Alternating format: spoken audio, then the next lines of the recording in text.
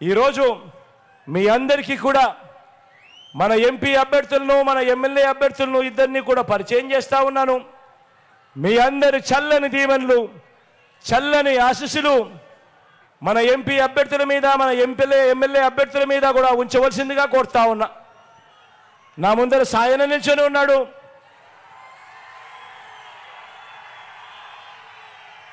మన party MP అభ్యర్థిగా తాను నిల్చోబోతా ఉన్నాడు.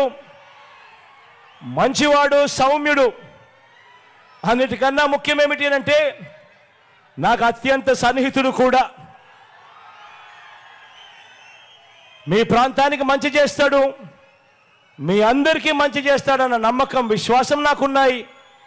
సాయనను గొప్ప మెజారిటీతో గెలిపించవలసిందిగా సవినయంగా మీ అందరినీ కోరుతా ఉన్నాను. అదేవిధంగా